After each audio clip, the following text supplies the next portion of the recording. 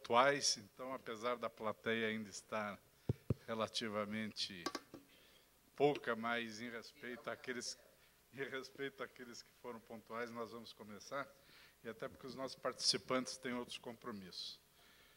Eu agradeço aqui a presença do Dr. Antônio Esposito, que está substituindo o Dr. Guilherme Ramalho, da Secretaria de Aviação Civil, o Dr. Dino Batista, do Ministério dos Transportes, que está substituindo o Dr. Daniel Sigman, o Dr. Marcelo Bruto, que está substituindo o Dr. Maurício Muniz, que é do Ministério, Marcelo MPOG é de Planejamento, e o Dr. Fernando Fonseca, da ANTAC. Bom, muito se tem falado e se tem discutido, e se sabe o quanto é importante a questão de nós passarmos de um país com grande potencial para um país que efetivamente realiza esse potencial e, com isso, resolve uma série de questões econômicas das quais somos extremamente dependentes devido à deficiente infraestrutura que hoje temos. Nesse sentido, creio que esse painel será muito interessante para efeito de um debate, a fim de ouvirmos das autoridades governamentais o planejamento, os planos que nós temos nas várias áreas de logística e transportes que são extremamente importantes para esse desenvolvimento do país. Eu passaria a palavra, então, para o Dr. Antônio Esposito, da Secretaria de Ação Civil, para fazer a sua apresentação.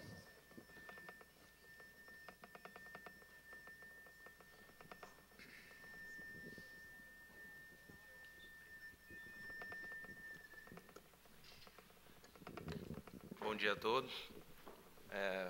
Em primeiro lugar, queria cumprimentar aqui os companheiros desse painel, Dr. Dino Batista, Dr. Fernando Fonseca, Dr. Marcelo Bruto, perdão, e especialmente cumprimentar a Fiesp, na figura do Dr. Fernando Xavier, pelo evento. Eu tive aqui ontem o dia inteiro, pude comprovar mais uma vez, né, já é o 8º encontro, é um evento muito bem organizado, o conteúdo também muito bem programado, debates muito positivos, né, muito construtivos.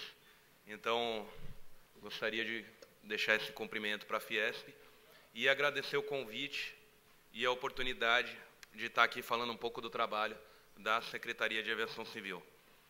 Infelizmente, essa a apresentação estava programada para o Dr. Guilherme Ramalho, que é o secretário executivo da SAC. Ele teve um imprevisto, não pôde vir, e pediu para que eu substituísse ele. Eu vou tentar fazer da melhor forma possível. Meu nome é Antônio Esposito, eu sou coordenador geral de acompanhamento de mercado, dentro do Departamento de Regulação e Concorrência, que fica na Secretaria de Política Regulatória da Secretaria de Aviação Civil. Resumindo, é o departamento que coordena o programa de concessões aeroportuárias, né?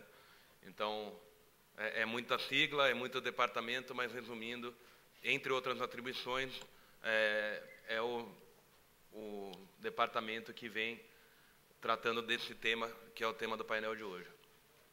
Então, o que a gente programou para falar, vou tentar falar de uma forma breve, porque o tempo permite só não entrar tanto em detalhe. Em primeiro lugar, a gente dá um panorama da aviação civil, como é que vem se desenvolvendo a aviação civil no Brasil. Depois a gente fala de concessões aeroportuárias, e aqui até deu muita satisfação já ver que o tema foi trazido ontem, desde do painel de abertura, da solenidade de abertura, com a presença do ministro Moreira Franco, depois na apresentação do Bernardo Figueiredo, nas próprias apresentações da Fiesp. E até à tarde foi curioso, eu acompanhei painel sobre trem de alta velocidade, painel sobre ferrovia, e em todos esses vieram também vários paralelos, várias comparações com as concessões aeroportuárias, o que é bom. A gente quer que se discuta, se mostre, e isso faz com que o processo seja cada vez mais aprimorado. E no final a gente fala um pouco de autorização de aeródromos públicos, uma outra modalidade de investimento privado em aeroportos, né? Então, lá no final, eu vou explicar o que é essa autorização. Então, primeiro, uma visão geral da infraestrutura aeroportuária no país, daqueles principais aeroportos, né? Na verdade, a gente tem hoje no Brasil mais de 720 aeroportos públicos hoje. Então, esses são os principais. Parece muito com um mapa de rodovia e ferrovia que a gente tem visto, né? Aquela concentração maior no Sudeste. Fica mais claro ainda quando a gente passa para o mapa de rotas, né? A gente vê que a concentração é muito parecida com aqueles fluxos logísticos do transporte terrestre. E aqui, como esse mercado vem crescendo nos últimos 10 anos, considerando aí o movimento apenas na rede infraero, sem considerar aeroportos que são operados por estados e municípios, e considerando aqui passageiros embarcados e desembarcados em conexão. A gente chegou, se não me falha a memória, não estou conseguindo chegar, a 190 milhões mais ou menos de passageiros em 2012. Esse crescimento, um crescimento médio de quase 12% ao ano no período, né? Um dos principais motivos para esse crescimento é a queda nas tarifas aéreas nesse período.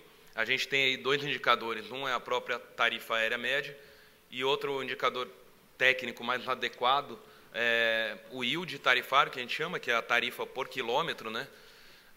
E a gente percebe uma queda muito grande nas duas medidas, né? Então, esse é um dos principais fatores que levou a esse crescimento todo do setor aéreo. Aqui, outro dado muito importante para o setor, um dos dados mais estratégicos, o percentual de ocupação das aeronaves, né, o chamado load factor. A gente vê que ele vem subindo, esse é um percentual que mede o quanto dos assentos numa aeronave, em média, estão ocupados, né? A gente vê que vem subindo, então isso mostra um uso mais eficiente dos ativos, né, das aeronaves. Também é um sinal positivo, né? Bom, dentro desse contexto, então, rapidamente apresentado aqui, poderia apresentar muito mais coisa, mas dentro desse contexto, quais são os desafios do Brasil para o setor aéreo? Em primeiro lugar, é um setor com um crescimento muito grande, mas com um potencial de crescimento ainda maior. A gente vê ali, por exemplo, hoje no Brasil, hoje não, né? Esse dado é de 2010. O Brasil tem uma média de 0,3 viagens por habitante por ano, enquanto em outros países desenvolvidos esse valor chega a 1,7 por ano. Então, ainda tem espaço muito grande para esse setor crescer. Além disso, outro driver, além dos preços das passagens aéreas, um driver muito importante, a conjuntura econômica atual, né? A ascensão a melhoria da distribuição de renda, a estabilidade econômica, tudo isso contribui para que cada vez mais pessoas viajem de avião. E isso é tudo muito positivo, a gente viu por enquanto só o lado positivo, mas traz também um lado negativo que eles chamam dos males do crescimento. Quer dizer, a infraestrutura começa a ficar esgotada nesse cenário. Com um crescimento de 12% ao ano, rapidamente a infraestrutura vai estar saturada, e para desenvolver a infraestrutura não é uma coisa rápida, exige investimentos, exige obras, tecnologias, projetos. Então, esse é o grande desafio que se coloca no momento. Para enfrentar esse desafio, o governo federal lançou, precisamente no dia 21 de dezembro do ano passado, o Programa de Investimento e Logística para o setor aeroportuário, que envolvia, aqui para o que nos interessa, o anúncio especificamente da continuidade do programa de concessão de aeroportos com os aeroportos de Galeão e Confins. Além disso, ainda veio um programa de fortalecimento da aviação regional, não é tema aqui, mas a gente vai acabar falando um pouco disso, e também algumas questões envolvendo aviação geral. Então, passando para as concessões, a gente optou aqui nessa apresentação em apresentar um modelo de concessão como ele foi na última rodada, feita para os aeroportos de Guarulhos, Viracopos e Brasília. E depois a gente fala quais aprimoramentos estão sendo feitos para essa nova rodada. São aprimoramentos pontuais, né? Então, a gente achou que a melhor forma é voltar e dizer como foi a experiência recente aí com esses 3 aeroportos. Foi a primeira grande rodada de concessão aeroportuária. Antes disso, houve uma concessão do aeroporto de São Gonçalo do Amarante, perto de Natal, no Rio Grande do Norte, mas é um projeto totalmente diferente, era um projeto Greenfield, que ainda tem um período de obras antes que comece a entrar em operação, então tem características totalmente diferentes dessas concessões de aeroportos que já estão maduros, que já estavam funcionando, que já tinham uma empresa operando, né? Os principais objetivos das concessões aeroportuárias: em primeiro lugar, um incremento de capacidade, quer dizer, investimento. Em segundo lugar, um aumento da concorrência. A gente sai de um quadro de uma única empresa operando a quase totalidade dos aeroportos, ou pelo menos aqueles aeroportos que processam mais passageiros. Uma premissa é a manutenção dos níveis tarifários. E, por fim, fortalecer a Infraero como operador aeroportuário eficiente. Parece só um discurso, mas, na verdade, é uma premissa, é uma busca. O primeiro mecanismo para isso é a própria concorrência. A partir do momento que a empresa deixa de ser monopolista e passa a ter concorrentes, ela tem mais incentivos a buscar eficiência. E um segundo mecanismo, a gente vai ver para frente, é a participação da Infraero nessas concessões também. Ela também traz lições desse processo. Então, como eu estava falando, a Infraero, essa é a modelagem de concessão, como é que é a estrutura de uma concessionária aeroportuária. Você tem N empresas que se formam num consórcio para disputar o leilão. Aquela empresa que ganha o leilão, ela forma uma primeira sociedade de propósito específico, ali chamada acionista privado, que vai responder por 51% das ações da concessionária. E a Infraero entra com outros 49% e forma uma segunda SPE, que essa SPE, então, é quem vai ser a concessionária do aeroporto. Bom, algumas características no modelo de concessão com relação ao...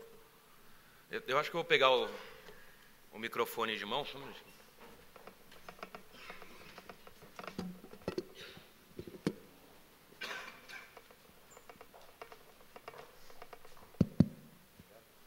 Desculpa a pausa, só para eu poder ir lendo junto, senão vou falar fora da ordem e aí fica confuso, né? Então, o objeto da concessão é a construção ou ampliação, né, no caso da ampliação, manutenção e exploração do aeroporto. E, ponto importante, a torre de controle não faz parte do objeto da concessão. Então, isso foi uma definição, ficou elencado na resolução do Conselho Nacional de Estatização, que o controle do tráfego aéreo dentro do aeroporto não seria objeto da concessão. Isso continua sendo feito ou pelo DCEA ou pela Infraero, conforme o aeroporto.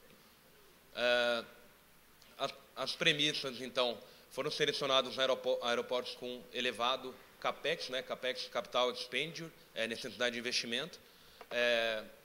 No caso, Guarulhos, Viracopos e Brasília eram aqueles aeroportos identificados como os que precisavam de mais investimento.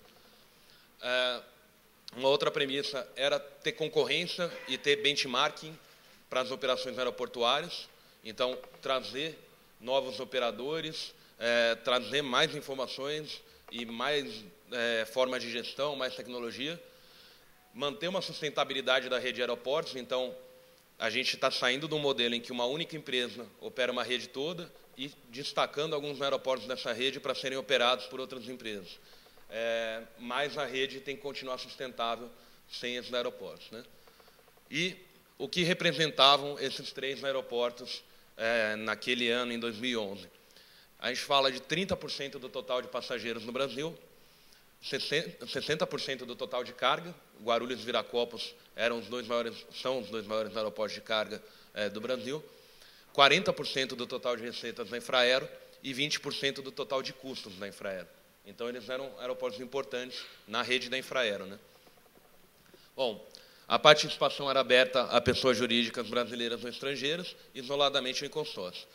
E os proponentes poderiam participar do leilão para os 3 aeroportos, podem ofertar para os 3 aeroportos, mas só podem ganhar um, né? Então, o leilão ele é modelado de forma que uma mesma empresa não possa ganhar 2 aeroportos. A participação da Infraero ficou definido, como eu já falei, em 49%, já pré-definido. Quem ganhasse o leilão já sabia que teria Infraero como sócio.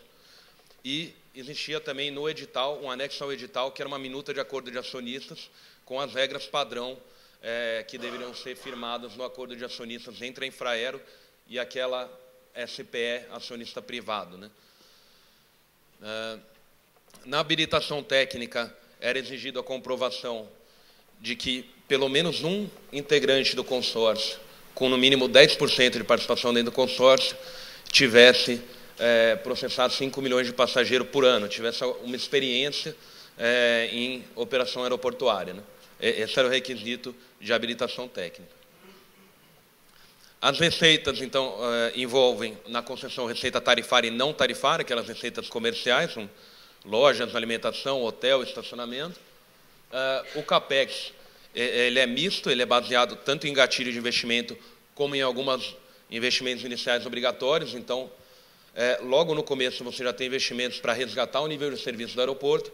A partir do momento que ele atinge um nível de serviço, você tem gatilho para manter aquele nível de serviço conforme a demanda vai aumentando. O leilão foi pelo critério de maior valor global de contribuição fixa. O pagamento ele é dividido ao longo da concessão e o leilão em si ele é feito em 2 fases. Um leilão realizado na Bovespa, foi realizado na Bovespa. Um primeiro lance é no Viva Voz, no envelope, e depois são selecionadas as 3 melhores propostas no envelope, ou ainda aquelas que ficarem com até 10% de diferença para a primeira colocada, né? Podem ir até mais de 3, se elas tiverem nessa diferença de 10%, que vão para uma segunda fase de Viva Voz, então o repique. Vou acelerar aqui. Além de, então, tinha um valor mínimo ali do leilão de contribuição fixa, 3,4 bi para Guarulhos, 1,4 para Viracopos e 582 milhões para Brasília. E, além disso, um percentual de receita bruta a ser pago também como contribuição. Além disso, foram estabelecidas regras de transição, um plano de transição para passar da gestão da Infraero para a concessionária, principalmente aspectos patrimoniais, trabalhista, houve uma ampla negociação com o Sindicato Nacional dos Aeroportuários aqui, para a gente fazer essa transição, e foi um processo que, dentro de toda a complexidade dele, a gente conseguiu fazer a contento. As tarifas, a tarifa de embarque, a tarifa de conexão foi criada um pouco antes da concessão, pela MP 551, tarifa de pouso e permanência e tarifa de armazenagem e capatazia. As regras básicas é um modelo price cap, preço teto, pode haver desconto desde que ele seja não discriminatório, desde que esse desconto seja isonômico para todos os usuários.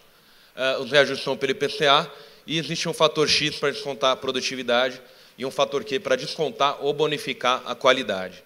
Não vai dar para entrar muito no detalhe disso, mas isso tem muito material e a gente fica à disposição depois, ou por e-mail, ou aqui, para qualquer dúvida. E são previstas revisões ordinárias a cada 5 anos. Resultado do leilão, tivemos, então, em Guarulhos, o vencedor, um consórcio firmado pela Invepar e a AXA, que é a operadora sul-africana, que operou nos aeroportos da África do Sul na Copa de 2010, com ágio de 373%. Em Viracopos, um consórcio firmado, Consórcio Aeroportos Brasil, pela Triunfa UTC e a Aegis, que é uma operadora francesa, e o consórcio Inframérica, formado pela Corporação América, uma operadora argentina, mas que opera aeroportos no mundo inteiro, e a Engevix, né? A Infravix, que é o braço de concessões da Engevix. Não vou passar muito no detalhe, duração diferente para cada aeroporto. Guarulhos ficou estabelecido 20 anos, Viracopos 30, Brasília 25. Né? Aqui a linha do tempo, como é que foi feito isso? O edital foi publicado dia 15 de dezembro, leilão dia 6 de fevereiro. Depois a gente entra numa fase de transição. tem vários documentos a serem preparados até a assinatura do contrato. No dia 4 de junho foram assinados os contratos e começa estágio 1, estágio 2, estágio 3 da fase de transição. Num primeiro momento, é o momento de entrega do plano de transição pela concessionária, a ANAC aprova esse plano e já passa para o estágio 2, que é o momento em que a Infraero continua operando, mas já junto com a concessionária. A concessionária assiste a operação da Infraero. No estágio 3 se inverte, a concessionária começa a operar, assistida pela Infraero. E a partir de fevereiro de 2013, definitivamente a concessionária passa a operar aquele aeroporto e começa a ter o desenvolvimento do contrato já sem a transição, concluída a transição. Bom, vamos falar então de Galeão e Confins, a próxima rodada. Eu trouxe alguns dados, não vai dar para passar muito, eu vou focar no que for mais importante. Aqui as estimativas de demanda, a gente tem um departamento de planejamento e estudos lá na SAC, que, entre outras atribuições, faz as projeções de demanda para todos os aeroportos, né? E a projeção de demanda é que nos próximos 30 anos, o aeroporto do Galeão passe de 18 milhões de passageiros ano para 69 milhões de passageiros ano. Então, é um crescimento também bem significativo. Aqui tem alguns dados, até em linha com aquela projeção de demanda, o crescimento no último ano do Galeão de 21%, quer dizer, é um crescimento também bem significativo. Ali a configuração do Galeão, né, ele tem aquelas duas pistas anguladas entre elas. Aqui tem alguns dados, mas a apresentação vai estar disponível também para quem quiser ver depois. Também alguns dados financeiros, não vai dar para passar muito no detalhe, mas a gente quis deixar porque depois vocês podem ver a apresentação, né? Projeção de demanda para Confins. Confins também sai de 10 milhões de passageiros para 47 milhões de passageiros por ano. O crescimento de 2010 para 2011 de 30%. No gráfico ali do período recente, né, dos últimos 10 anos, a gente vê um salto muito grande depois que migraram as operações da Pampulha para Confins. Dados financeiros. E o que vem de aprimoramento para as próximas concessões. Aquela habilitação técnica que antes se exigia 5 milhões de passageiros, nesse processo o governo federal decidiu, e o Conselho Nacional de Digitalização já colocou na resolução número 2, 2013, que a habilitação passa de 5 milhões para 35 milhões de passageiros ano, em um único aeroporto. Nesse contexto, a gente tem cerca de 33 aeroportos no mundo que atendem esse requisito e que devem estar se consorciando com empresas brasileiras para participar do leilão. Além disso, foi elevada a exigência de participação desse operador no consórcio de 10% para 25%. A participação da Infraero foi mantida em 49%, o critério de leilão mantido mesmo, maior proposta econômica, com a manutenção de uma outorga variável.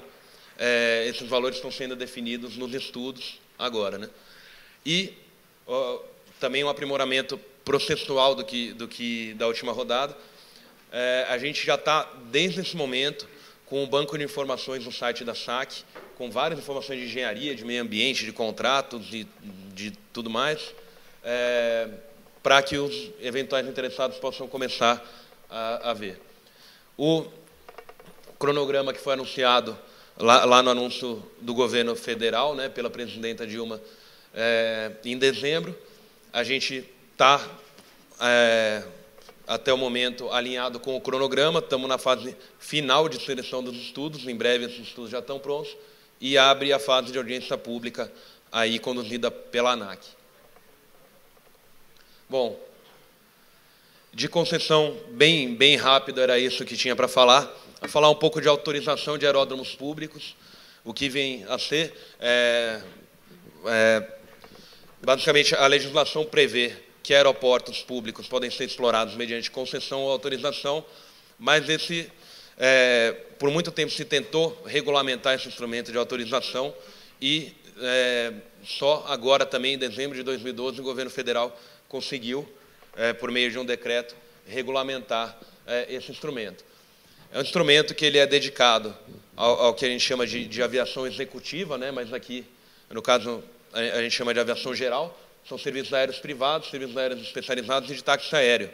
Então, qualquer particular, qualquer empresa privada, né, pode requerer essa autorização para a ANAC. A ANAC vai encaminhar para a SAC faz um plano de outorga. Claro que o Comando da Aeronáutica tem que se manifestar também com relação ao controle de tráfego aéreo. E é um processo que a gente já está recebendo muitos interessados. Existem muitos projetos de empresas, de condomínios. É um mercado que cresce muito, esse mercado de aviação executiva. E também é um outro instrumento importante, novo, mas que existia uma demanda no mercado e a gente conseguiu acomodar essa demanda dentro dessa nova regulamentação. Então, basicamente, as características, a pessoa tem que comprovar a titularidade daquele imóvel, seja o imóvel dela demonstrando alguma espécie de direito de uso daquele imóvel, não há exigibilidade de realizar licitação, quer dizer, se aquele imóvel for público, já vai ter que ser feito algum processo para transferência para o privado antes disso, né? Então, não é sobre a propriedade. Não pode haver discriminação de usuários, é um aeródromo público, então ele tem que receber qualquer usuário na mesma condição, a não ser que haja algum problema operacional ou de segurança, mas ele não pode discriminar. E ele tem que seguir a estrutura tarifária vigente hoje, então ele não pode criar novas modalidades de tarifas, mas com preços livres, né? Ou seja, ele tem que seguir aquela estrutura de tarifa de pouso, permanência, e as tarifas são elencadas, ele não pode criar tarifas novas, mas o preço quem fixa é ele. Bom, era isso, desculpa uns minutinhos a mais. Agradeço de novo, em nome da Secretaria de Aviação Civil, a oportunidade. Deixo o e-mail aí, fico também à disposição, e também estamos à disposição lá na SAC, em Brasília, para atender quem tiver interesse, quem tiver qualquer dúvida, qualquer esclarecimento. Muito obrigado. Obrigado, doutor Antônio. Aqueles que tiverem perguntas vão anotando e passando aí às nossas colaboradoras, que ao final das 4 apresentações daí nós responderemos. Eu convidaria então o doutor Dino Batista para fazer a sua apresentação.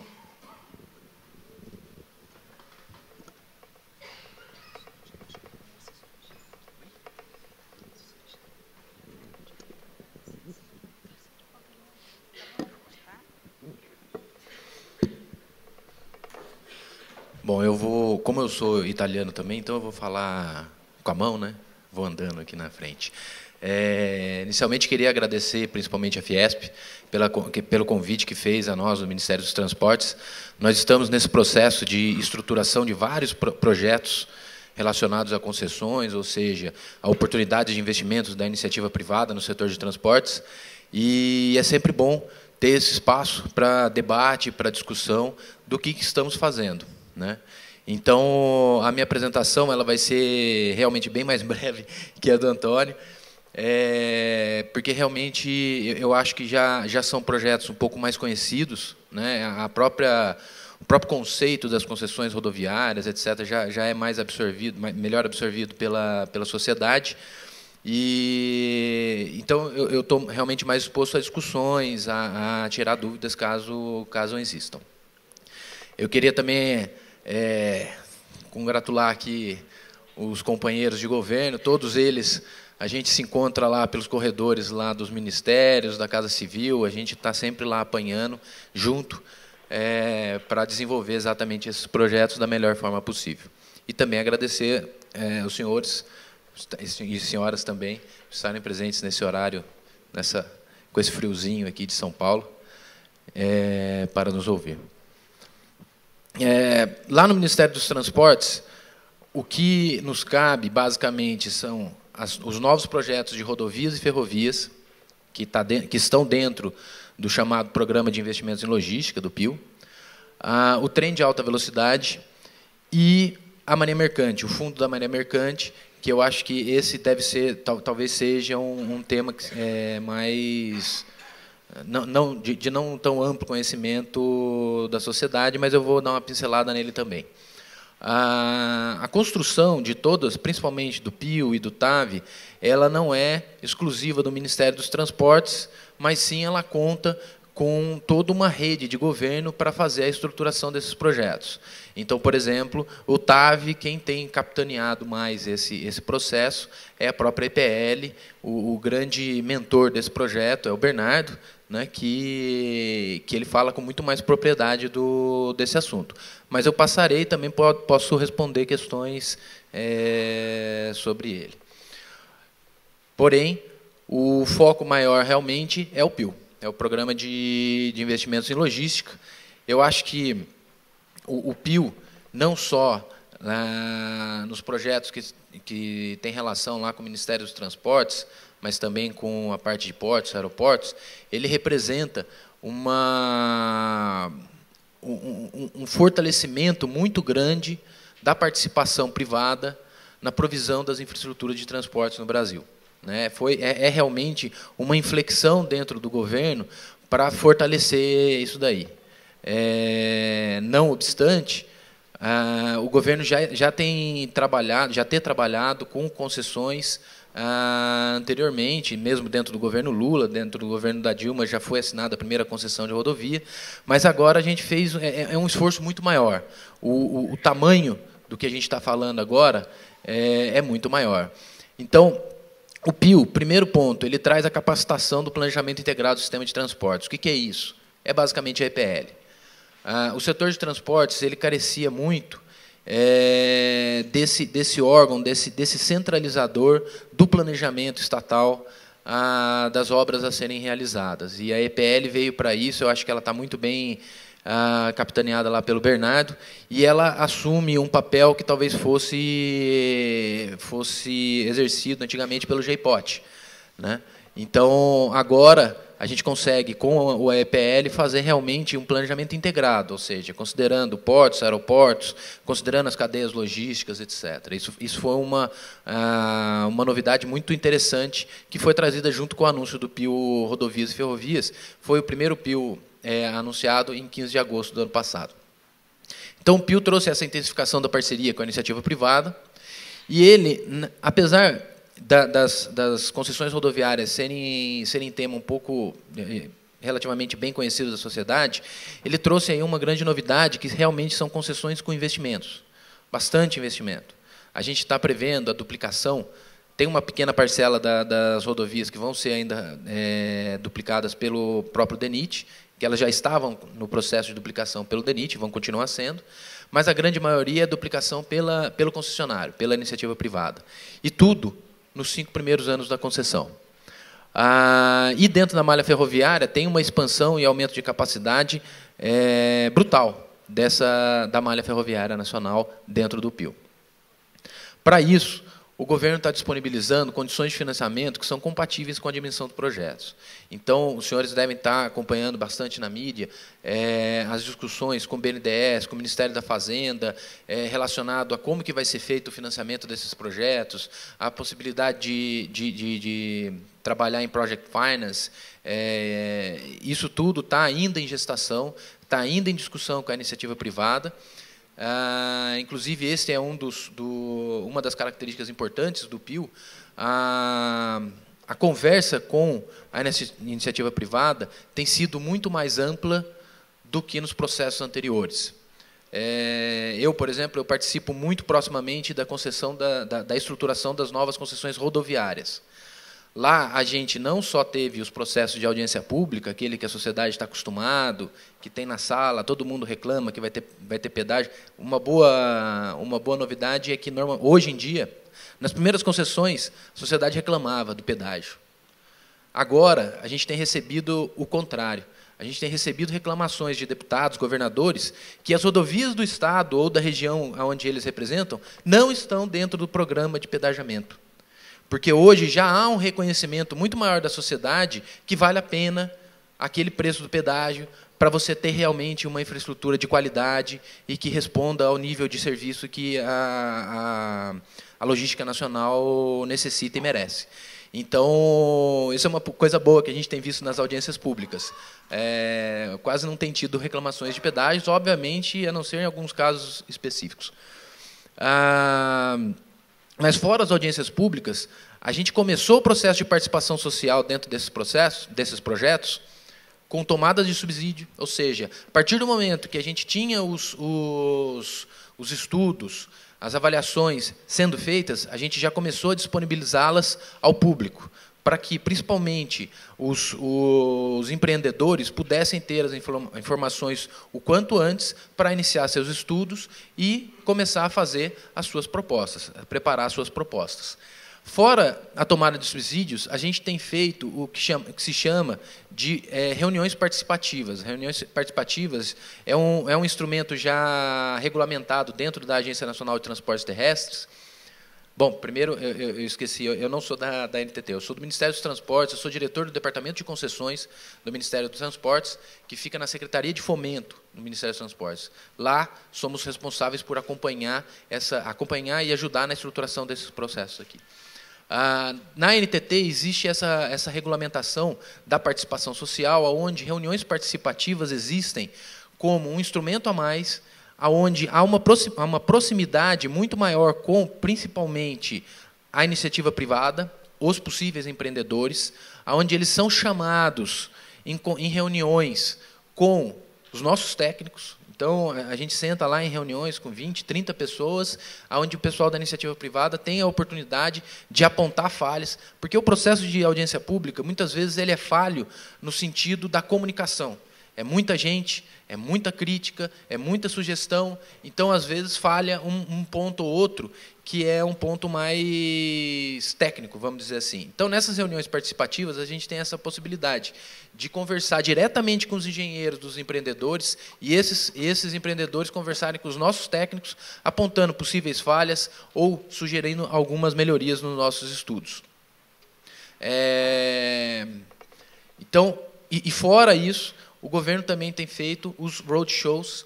Na verdade, o Daniel Sigelman, que deveria estar aqui hoje, ele não está exatamente porque ele retornou de um roadshow ontem, onde ele passou em Dubai, em Singapura, e não conseguiu. Ele chegou ontem de madrugada, não conseguiu comparecer, me pediu que viesse substituindo. Então, a gente tem realmente ampliado bastante o espaço de comunicação e discussão com a iniciativa privada, exatamente para conseguir estruturar projetos que atendam aos interesses não só da sociedade, mas também do capital. É fundamental que a participação seja equilibrada. Haja realmente a prestação de bons serviços, mas haja o retorno adequado do capital investido. Então, esses são os números que acho que a maioria dos senhores já conhece, do PIL Rodovias e Ferrovias. Esses eram números estimados lá atrás, no lançamento do PIL. Hoje já temos números mais atualizados deles, só que esses números ainda não foram fechados, então eu trouxe esses números antigos. Mas, basicamente, o que temos? São 7.500 quilômetros de rodovias a serem concedidos. Isso é mais do que o dobro, vai mais do que dobrar a quantidade de rodovias federais concedidas no Brasil. E temos a implantação ou a recuperação, recapacitação de 10.000 quilômetros de ferrovias. Também isso praticamente dobra a quantidade de ferrovias realmente operacionais que temos hoje no Brasil. Hoje a malha brasileira é de cerca de 28.000 quilômetros, mas sabemos que operacionais a gente tem cerca de 10.000 quilômetros. Então, esse programa ele traz uma malha tecnologicamente avançada, vai quase dobrar a quantidade de ferrovias adequadas ao trânsito pesado de cargas ferroviárias. Aqui temos o volume médio de tráfego nas rodovias brasileiras. E aqui é só para mostrar mais ou menos como que foi o racional de escolha dessas rodovias que foram incluídas hoje no PIL. Essas eram as rodovias federais concedidas até então. Ali a gente pode perceber que a BR-101 Espírito Santo já estava aqui. E hoje a gente escolheu, foram selecionadas as rodovias do PIL, exatamente fazendo uma complementariedade com as rodovias federais já existentes, as concessões federais já existentes, e pegando grandes corredores logísticos. Porque a ideia realmente é ter concessões com investimentos, concessões onde esses corredores serão duplicados, e não só duplicados. Também uma novidade do PIL, nesse caso agora, é que a gente tem incluído bastante investimento na concessão. A gente está adequando a concessão, aquela rodovia, a um nível, a uma capacidade realmente apta a atender as necessidades logísticas do país. O que isso significa? São concessões onde a gente está incluindo contornos, onde a gente está adequando as travessias urbanas, colocando uma quantidade muito maior de vias laterais, a gente está adequando as interseções, aonde precisa a gente coloca um diamante, onde pode ser um trombeta. A gente fez uma avaliação muito mais pormenorizada dessas rodovias para tentar colocar no contrato de concessão as intervenções realmente necessárias a deixar essa rodovia com uma classe adequada. Essas são as rodovias. Acho que esse mapa já está bastante batido, mas são os 9 trechos, onde temos 7 trechos novos, que tivemos que estudar desde o começo. São eles a BR-101 na Bahia. Esse trecho já tinha sido objeto de estudos para concessão, mas na época não tinha o PIL, então ele não foi para frente. A BR-262 Espírito Santo, Minas Gerais, onde parte da duplicação vai ser realizada pelo DENIT, mais ou menos metade da duplicação. Aqui na BR-101 Bahia também, o DENIT já estava preparando a duplicação do trecho entre a BA-698 e Eunápolis. É mais ou menos 1/3 da concessão. A BR-153, em Tocantins e Goiás, ela realmente é importante, faz parte de um importante eixo do transporte de cargas. A gente está vendo aqui os nossos consultores ficaram assustados na quantidade de carga que eles mediram nas contagens aqui na BR-153. E a gente também incluiu aqui nessa concessão a TO-080, que é uma rodovia estadual, né, do Tocantins, que liga realmente a BR-153 até Palmas. Temos a BR-050, que é aqui, que passa pelo trecho de Goiânia e Mineiro. O trecho mineiro dela já está praticamente duplicado. A concessionária será responsável por duplicar todo o trecho entre Cristalina e até a divisa com Minas Gerais. A BR-163 no Mato Grosso, que é esse grande corredor aqui. Todos nós temos visto na mídia o que representa esse corredor para o escoamento da safra, né? Se alguém hoje tiver a curiosidade de entrar no Google Maps, você vê uma fila de caminhões. Aquilo lá, na verdade, é quase que uma ferrovia sobre rodas. E a o núcleo do Mato Grosso do Sul, formado aqui pelas rodovias 163, a 262 e a 267, que foram incluídas dentro de uma mesma concessão por questões de concorrenciais, para que não houvesse fuga, nem por uma nem por outra. E as duas rodovias que a gente já estava estudando, que estavam num processo um pouco diferenciado, que eram a BR-116 dentro de Minas Gerais, ela inteira, e a BR-040 saindo desde Brasília até Juiz de Fora, onde começa a concessão da Concer. Então, temos realmente investimentos concentrados nos 5 primeiros anos, são 5.750 quilômetros de duplicação, contornos, travessias. A seleção do concessionário vai continuar sendo pela menor tarifa de pedágio, como os senhores já estão acostumados. O tráfego urbano não será pedagiado, então a gente tem esse cuidado de não colocar pedágio nas áreas, nas manchas urbanas, e o pedágio vai ser cobrado só após 10% das obras de duplicação serem realizadas. Nós aperfeiçoamos os estudos, eles estão disponíveis e podem ser avaliados pelos senhores. O nível de detalhes que entramos realmente aumentou bastante, então eles estão muito mais afinados com a realidade que vai ser encontrada em campo. Estamos aperfeiçoando os editais, calibrando melhor as garantias de proposta. A gente está aumentando os incentivos à concorrência dentro dos editais. Os editais, eu não coloquei aqui detalhe, mas a ideia é que um só empreendedor possa ganhar quantos lotes consiga, desde que tenha patrimônio líquido ou consiga atender às exigências de garantia de proposta e do que o edital coloca. E aqui sim, a gente tem gasto bastante tempo no aperfeiçoamento dos contratos. Porque o que interessa no final é que os contratos sejam bem feitos e depois bem fiscalizados pela agência. E é isso que a gente tem focado bastante, porque existem contratos que são muito pouco fáceis de serem fiscalizados e executados pela agência. Então, estamos trabalhando bastante forte para deixar os contratos adequados para essa fiscalização feita pela agência. A gente melhorou a alocação de risco, a gente esclareceu algumas cláusulas contratuais ou do programa de exploração de rodovias para deixar realmente mais fácil e mais eficiente a execução desses contratos.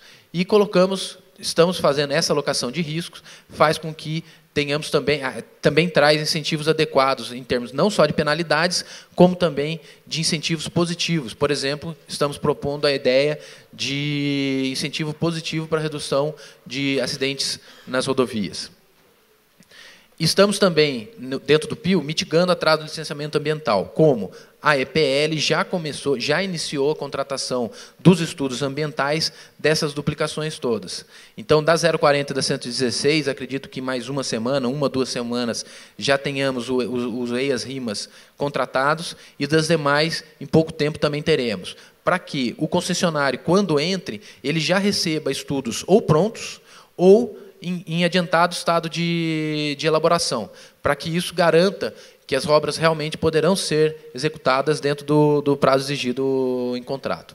As ferrovias são esses trechos em vermelho são as ferrovias. Dá para perceber que a gente está mudando bastante a cara da malha ferroviária nacional com o PIO. Esse mapa é exatamente o mapa que está na apresentação de lançamento do PIO. Esses são os trechos que estão sendo estudados. Óbvio que há alterações nesses trechos em termos de traçado. Os estudos, como as ferrovias, algumas delas eram realmente projetos Greenfield, os estudos levaram a pequenas alterações de traçado, a pequenas possibilidades de inclusão ou avaliação de outros trechos a serem incluídos nas concessões, e mesmo a alterações no formato da concessão. Ou seja, aqueles são os trechos que estão sendo estudados, mas não necessariamente as concessões serão exatamente essas. A gente está estudando segregar, apartar alguns trechos, juntar outros, para formar concessões realmente equilibradas. E na ferrovia veio também uma alteração muito grande na parte institucional, que é a ideia do risco de demanda ficar para o poder público. Né? A gestão do risco de demanda será pública. Como? A Valec vai comprar a capacidade total daquelas ferrovias que vão ser construídas ou recapacitadas pela iniciativa privada. Então, a iniciativa privada, ela vai atuar, o concessionário vai atuar apenas na infraestrutura.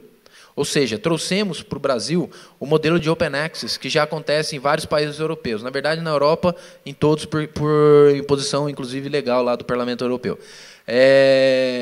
Aonde um concessionário ele constrói e mantém a via, e diversos empreendedores, todos aqueles interessados, podem utilizar diretamente a via, quer com seu material rodante, quer com material rodante de terceiros. Ou seja, o concessionário ele não mais faz o transporte, ele não é mais o dono do material rodante.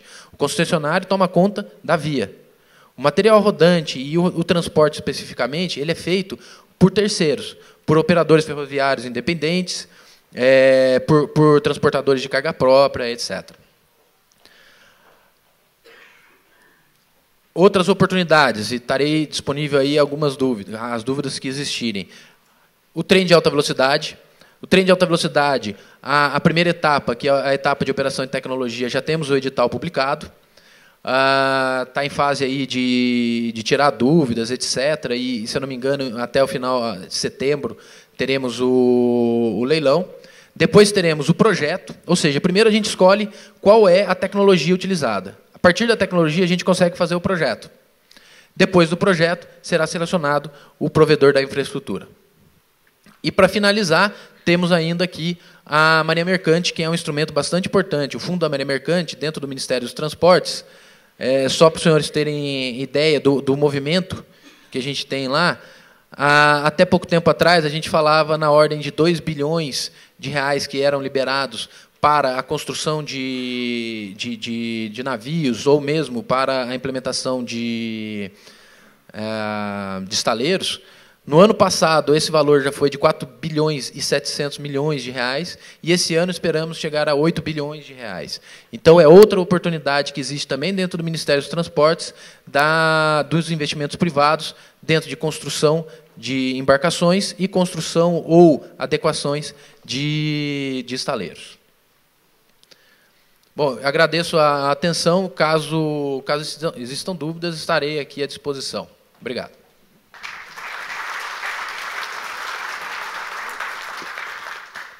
Obrigado, doutor Dino. Convido, então, o doutor Marcelo para fazer a sua apresentação.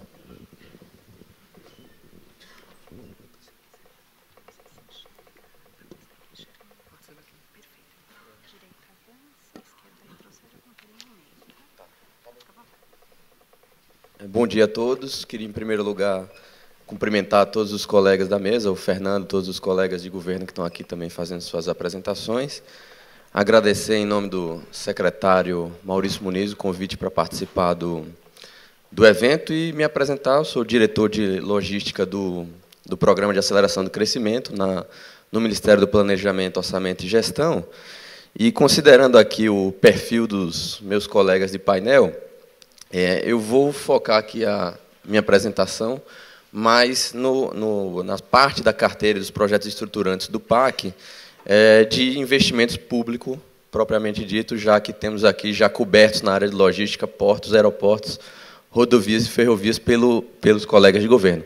Como vocês sabem, o PAC foi lançado em 2007 e ele é mais do que é muito conhecida a carteira de investimentos do PAC, mas ele se propôs a ser mais do que isso. Se propunha a ser uma medida, um conjunto de medidas dentro de uma estratégia de estímulo ao crescimento do país. Que tipo de medidas a gente estava falando quando houve lá o lançamento do PAC? Primeiro, medidas de estímulo ao investimento privado, e aí mudanças no campo tributário, de melhorias das condições de financiamento, ampliação de investimentos públicos em infraestrutura, e aí estão as carteiras de investimento propriamente dita.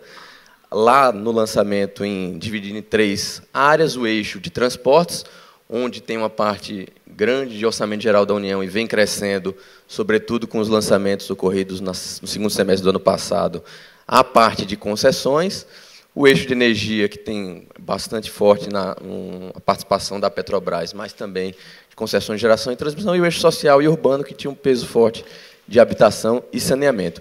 E, finalmente, eu vou falar um pouco disso também, o PAC se propunha também a melhorar um pouco as condições institucionais para o investimento público, não só aí o investimento privado, com melhoria de marcos regulatórios, mas também melhoria dos processos atinentes à execução do investimento público. Aí, licenciamento ambiental, processo de licitação, contratação e todas as etapas envolvidas na implementação de uma obra.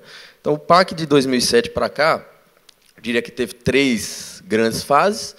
A primeira fase, em 2007, que tentava ser um ponto de partida nessa estratégia de estímulo ao crescimento econômico, que tinha lá o objetivo de acelerar o ritmo de crescimento, aumentar o emprego e renda, diminuir as desigualdades sociais e regionais e superar os grandes gargalos de infraestrutura do país.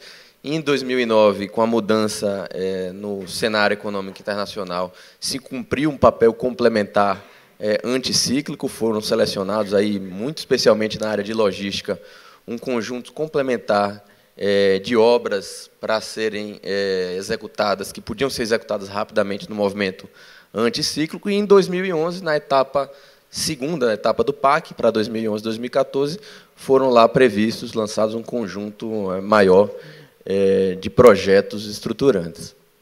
Esse movimento do PAC 1 para o PAC 2 representou um acréscimo grande de investimento, como vocês podem ver. No global, você tinha lá no PAC 1 um total de 657 bilhões previsto de investimento entre 2007 e 2010. No PAC 2, entre 11 e 14, esse volume aumentou para quase 1 trilhão. Na área de logística, especificamente, o aumento foi da faixa de 80 bilhões para um total de 158 bilhões. Em relação à execução financeira desse montante, no PAC 1, foram executados mais de 90%, no PAC 2, acho que nós estamos aí num cenário razoável, com mais ou menos metade do período ultrapassado e 47,8% da execução prevista até o final de dezembro de 2012. Né? Esses aqui são os grandes eixos do PAC, já falei um pouco. E aqui é a trajetória de execução financeira no âmbito do PAC, desde do PAC 2, de 2011 até o presente momento. Então, saímos da faixa de 86 bilhões lá no primeiro semestre de 2011 e já tínhamos quase 500 bilhões executados até o final de 2012. Na área de logística, o que é que a gente pode falar daqui para frente, pensando um pouco nas oportunidades de investimento? A gente tem na carteira do PAC, aqui, da carteira não executada, vamos dizer assim, daquilo que está em licitação, em ação preparatória, quase 100 bilhões de investimentos, com um peso grande de rodovias, 44 bilhões, 45 bilhões, ferrovias, 42 bilhões. Na parte ferroviária, você tem uma interseção grande com o programa de investimento em logística, então, assim, boa parte dos investimentos que estão no PAC Ferrovias para esse período até 2014 a licitar, eles estão contemplados no programa de investimento em logística, então, a ferrovia de integração do Centro-Oeste, que vem de Uruaçu, ligando a Norte-Sul, até Lucas do Rio Verde, Mato Grosso, assim como a extensão da Norte-Sul, de Estrela do Oeste até Panorama, estão previstos nos leilões de concessões, não vou gastar tanto tempo, mas vale a pena um pouco falar sobre rodovias, que representa aí quase 50% do investimento, e aí sim, uma concentração grande de investimentos públicos. Né? Em 2012, a gente pode dizer que houve uma grande inflexão em relação à carteira de investimentos em rodovias. Acho que foi um ano muito importante, que se deslancharam bastante os projetos da carteira de manutenção rodoviária. Então, entre agosto e abril desse ano, foram licitados contratados mais de 8 bilhões no programa de CREMA, primeira e segunda etapa, e a gente tem uma cobertura da malha contratada com manutenção estruturada de mais de 30 mil quilômetros, um número que nós nunca alcançamos. Era algo planejado e que se buscou alcançar desde 2007. O CREMA vem até de um período anterior, foi concebido a partir de uma iniciativa do Banco Mundial ainda no início da década de 2000, mas, finalmente, nós alcançamos uma malha elevada de mais de 30 mil quilômetros, aí com um peso grande de licitações, todas realizadas no segundo semestre do ano passado, início desse ano. E temos também, a partir de um movimento do ano passado, final do ano passado, e início desse ano, agora, um grande volume de investimentos públicos, de grandes obras públicas que estão sendo licitadas, alguma licitação, e outras com publicação prevista para esse ano. Então, esse ano passado foi o ano das licitações, um conjunto grande de licitações de CREMA, de manutenção.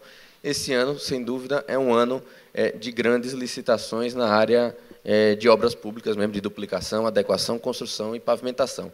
Inclusive, hoje, o DENIT vai estar anunciando, numa audiência pública, esse planejamento de licitações até o primeiro trimestre do próximo ano. O que é que eu posso destacar, assim, dando um pequeno passeio pelas regiões do país? No Nordeste, nós temos, esse ano, a previsão de publicação dos editais que complementarão a BR-101, na Bahia, o trecho que vai da divisa de Sergipe até Feira de Santana, e o trecho que vai de Eunápolis até o entroncamento com a BR-418, aí tendo uma interseção com a concessão que está prevista no PIO de rodovias.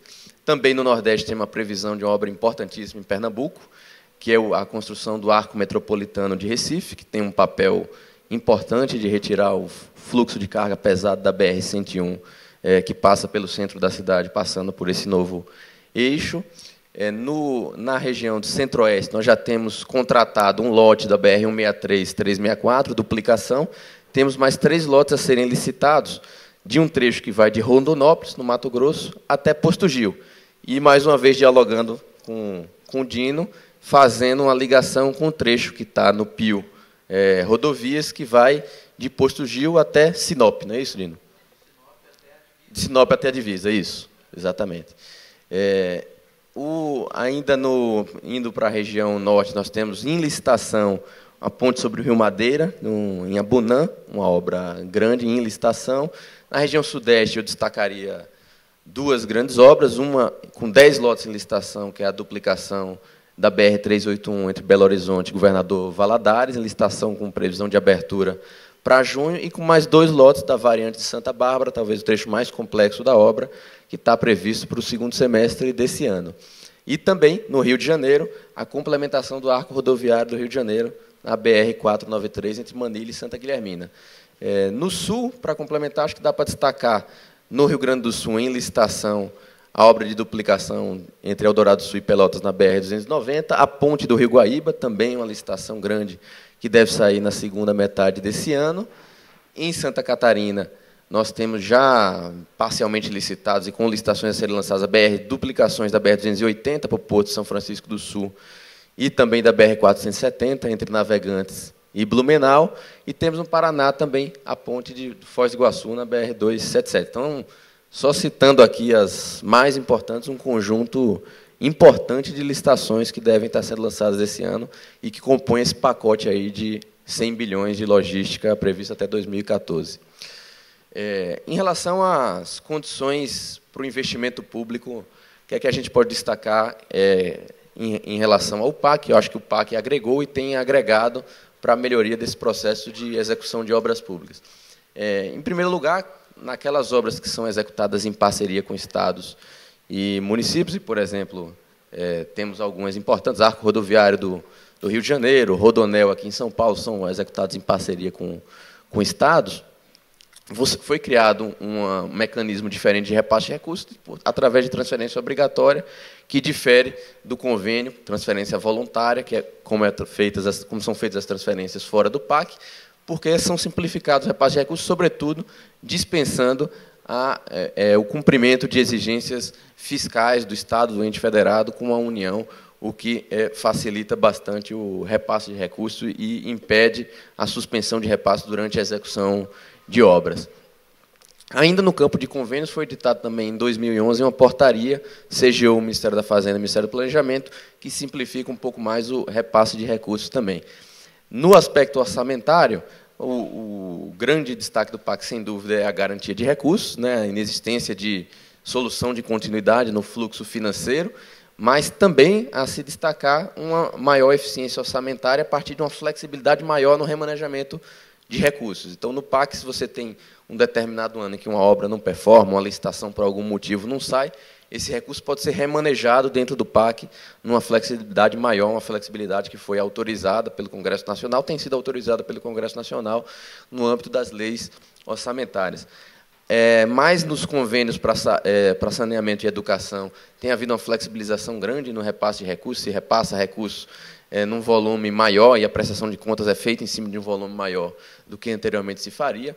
No âmbito de licenciamento ambiental, você tem medidas, acredito, no varejo, assim, de acompanhamento intensivo e priorização daqueles empreendimentos que tem no PAC para o licenciamento na etapa prévia, e na etapa de instalação e na etapa de licença operacional, e tem medidas mais estruturantes que têm sido tomadas de 2007 para cá. Eu vou destacar duas. Em 2011, um conjunto importante de normativos infralegais que foram editados por ministérios de Justiça, Planejamento, Ministério do Meio Ambiente, para disciplinar melhor o processo de licenciamento ambiental, deixando mais claro e fixando prazos para a participação daqueles entes envolvidos no processo de licenciamento, que foram se agregando com o tempo, mas que não tinha muito clara essa participação, não tinha definição de prazos, como FUNAI, IFAM, Fundação Palmares e todos os entes que estão envolvidos no processo de licenciamento. E, mais recentemente, final de 2011, foi editada também a Lei Complementar 140, aguardada desde 88, que foi proposta também lá no início do PAC, entre uma das medidas institucionais do PAC, que define melhor o âmbito de competência no licenciamento ambiental entre município, estados e União. Então, tenta dar uma clareza maior nesse cenário, que sempre foi um pouco confuso em relação à delimitação de competência no âmbito do licenciamento ambiental. E que tem uma lógica também descentralizadora, de reservar ao IBAMA aqueles projetos mais estratégicos e estruturar melhor, incentivar a estruturação dos órgãos ambientais estaduais e municipais, delegando-lhes também maior responsabilidade.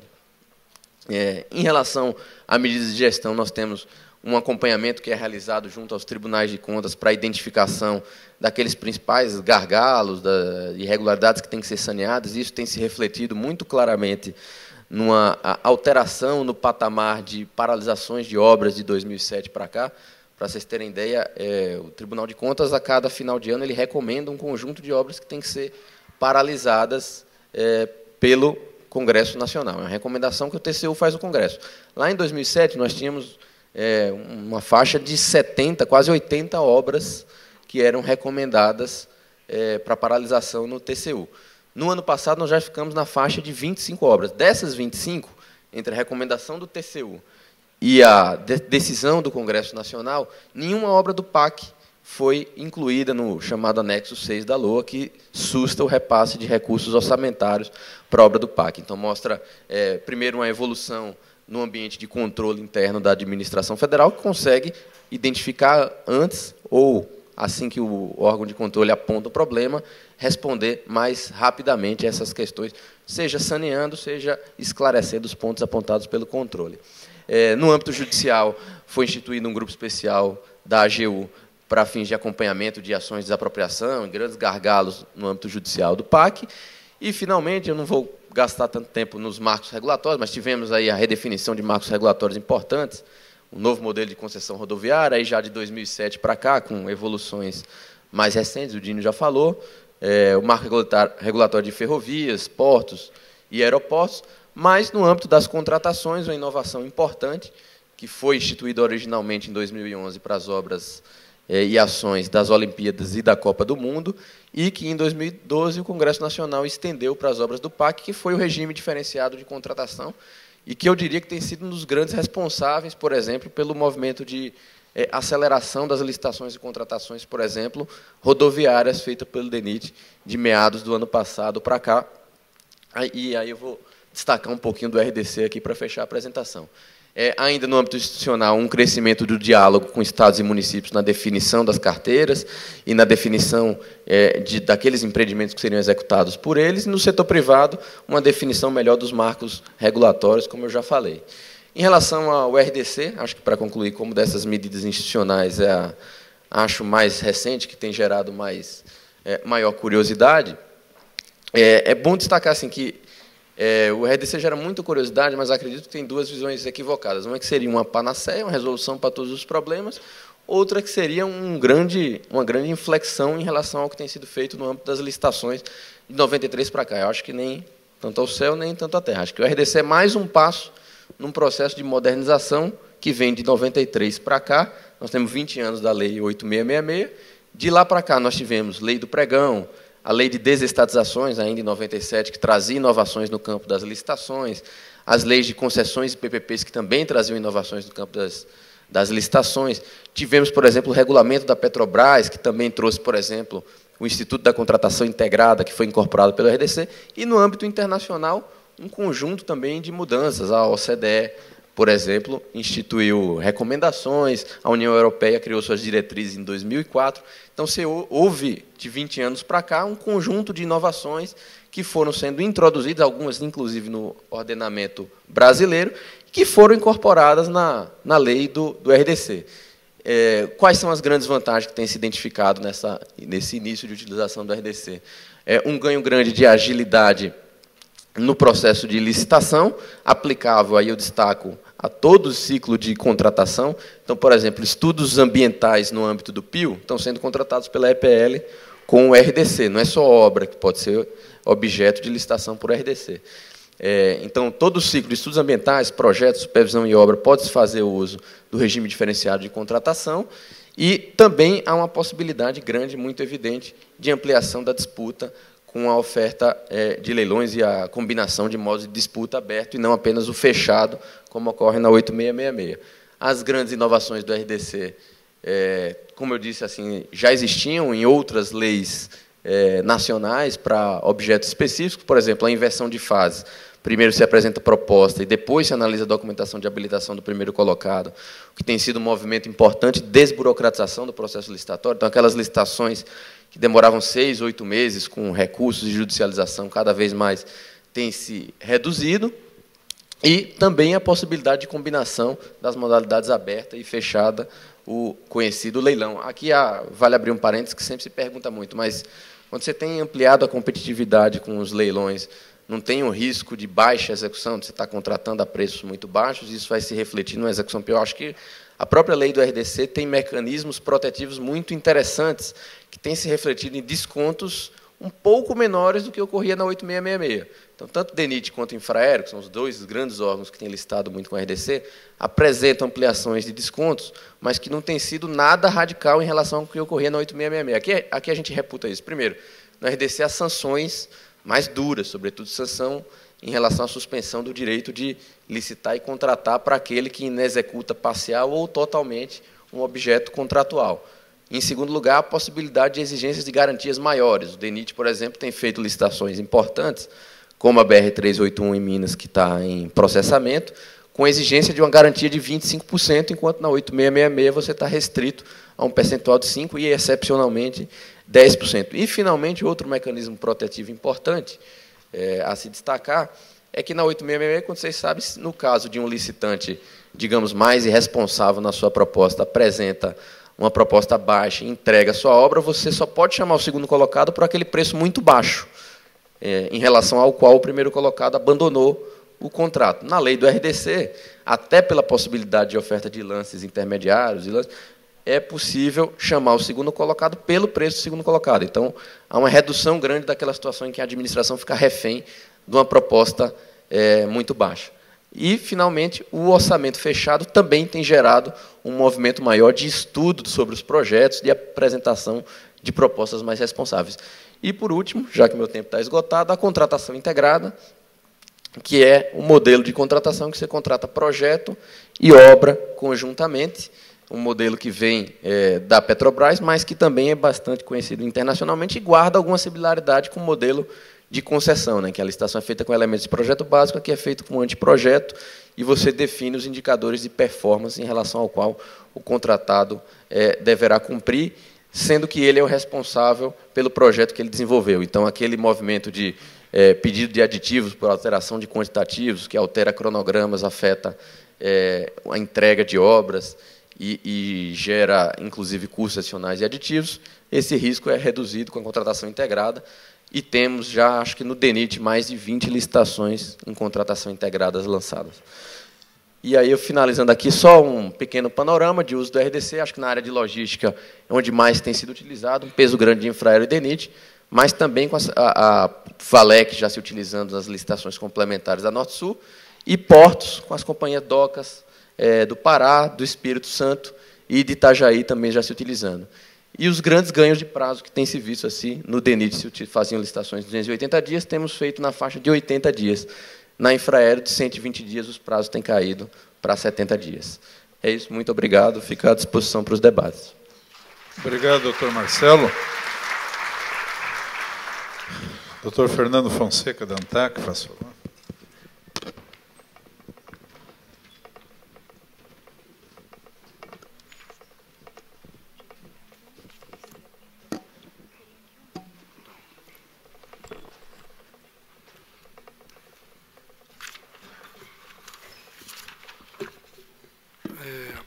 Bom dia a todos. Primeiramente, em nome da ANTAC, eu gostaria de agradecer o convite. Realmente, o evento aqui já faz parte do calendário, do setor. Importante fórum para a discussão dos assuntos de interesse para o desenvolvimento econômico do país. Enfim, no intuito de propor soluções. E, no caso, aí, o setor de infraestrutura, que é o foco do nosso painel. Primeiramente, eu vou só tentar, num breve espaço de tempo, fazer algumas considerações a respeito de um novo marco regulatório que, em última análise, objetiva aumentar sensivelmente o investimento privado no setor. Então, tendo essa linha, vamos iniciar.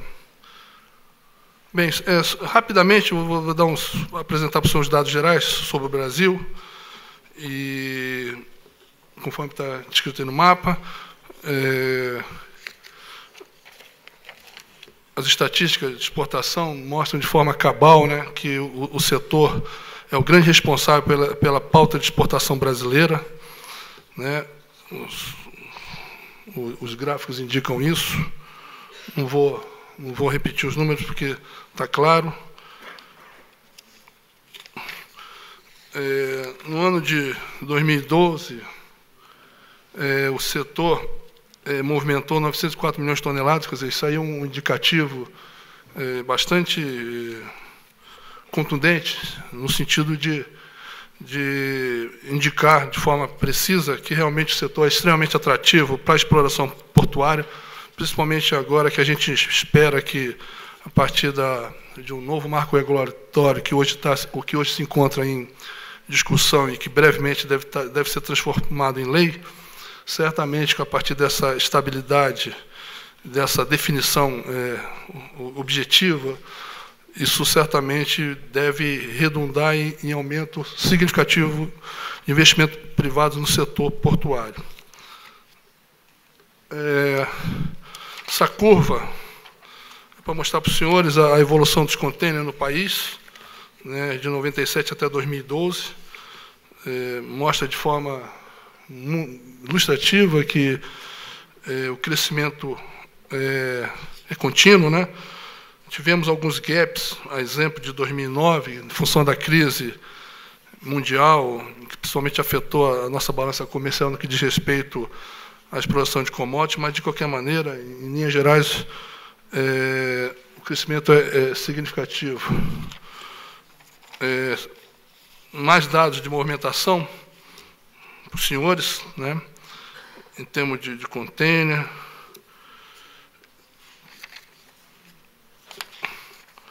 Ou seja, todos esses dados estatísticos objetivam, de forma clara, fundamentar e mostrar o quão é interessante o setor para fins de investimento privado.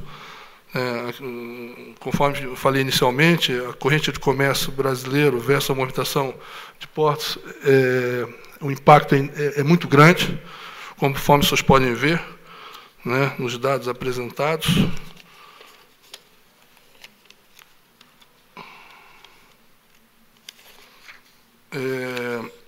Só para facilitar o entendimento, a gente já está apresentando aqui um incremento, um percentual de crescimento em relação a todos os tipos de carga, natureza de carga, a evolução, né?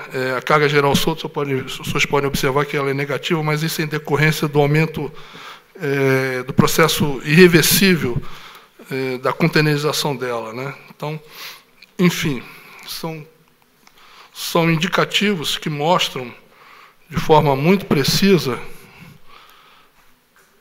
o quanto que o quanto esse nicho de mercado é interessante para investimentos privados. Bem, já começando a entrar nos aspectos, só para uma visão rápida dos senhores, hoje nós temos 34 portos considerados marítimos, ou seja, aqueles portos que realmente demandam e possuem condições de receber a navegação de longo curso.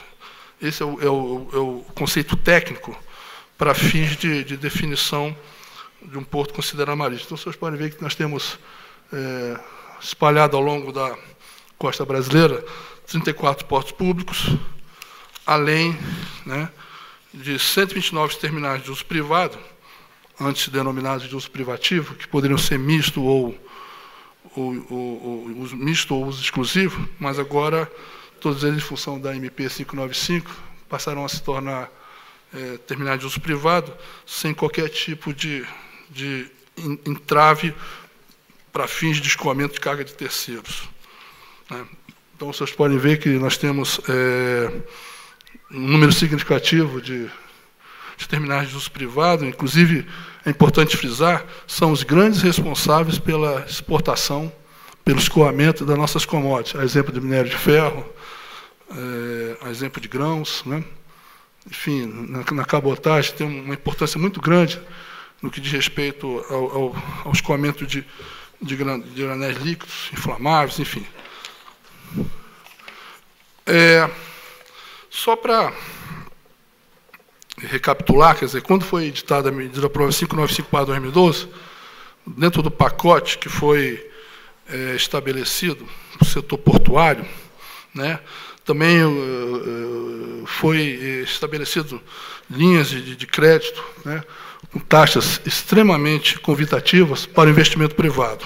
Ou seja, a ótica do governo é que, a partir desse novo marco regulatório, que objetiva de forma cabal eliminar qualquer tipo de questionamentos, enfim, até para dar tranquilidade para investimentos privados no setor, quer dizer, o governo, em paralelo, também está disponibilizando linhas de crédito bastante convidativas para captar novos investimentos. Quer dizer, os senhores podem ver aí que a taxa de juros de longo prazo, enfim, a carência para fins de pagamento, até o percentual de financiamento para fins de alavancagem do projeto são valores extremamente interessantes que certamente a gente espera que devam induzir a participação privada no setor, a nível de investimento, que, diga-se de passagem, carece enormemente para fim de fazer frente à balança comercial brasileira, né?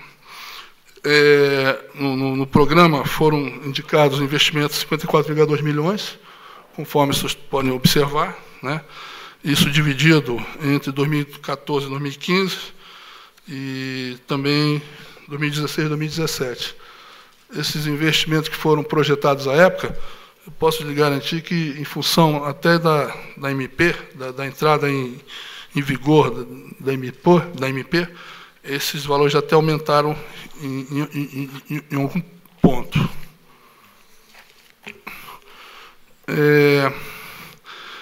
De forma bem objetiva, quer dizer, o programa de investimento porto, quer dizer, de uma maneira geral, o foco principal é destravar investimentos privados para o setor, né? Como todos os senhores sabem, né, diferentemente de outros setores da economia, a privatização do setor portuário ela está restrita exclusivamente à questão da prestação de serviço, né? Quer dizer, não houve a venda de ativos, a exemplo do que ocorreu, por exemplo, no setor de telecomunicações, né? Quer dizer, então, nesse caso, quer dizer, a participação privada ela é essencial, né, para alavancar o desenvolvimento do setor. Isso já vem de algum tempo, quer dizer, a partir da Lei 8.630, que até então era o marco regulatório para o setor, né, a participação privada foi essencial para fins de investimento em obras de superestrutura, ou seja, o poder concedente, o poder público, mantendo-se responsável pelo investimento em obras de infraestrutura, a exemplo de acessos rodoviários, ferroviários, aquaviários, né, e, eventualmente, obras até mesmo obras de acostagem e do gênero, e ficando o setor privado restrito à participação de investimento em termos de aparelhamento, melhoria de sistemas organizacionais, informatização, enfim, investimentos de superestrutura.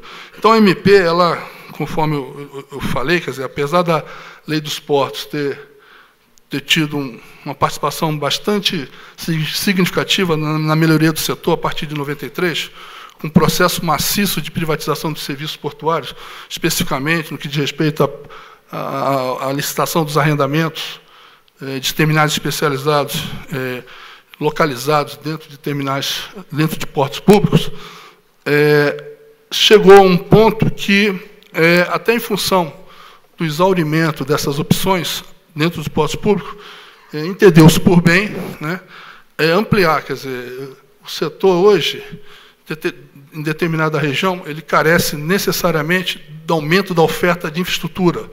Quando a gente fala aumento da oferta de infraestrutura, é aumento de cais para receber navios, quer dizer, nós temos alguns portos que, efetivamente, em função dos estudos de demanda desenvolvidos, indicam um esgotamento a médio prazo em relação a esse tipo de instalação.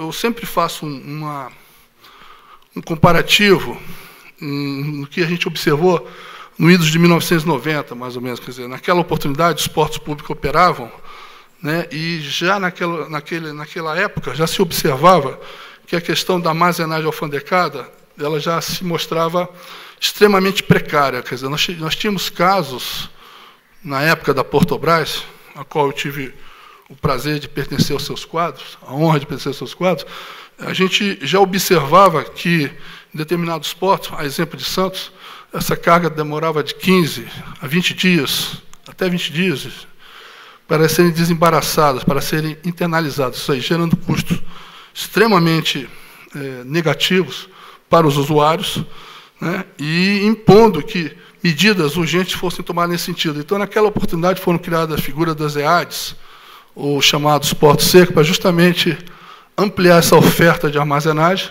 no caso, fora da zona primária dos portos, justamente para poder fazer face a essa demanda reprimida.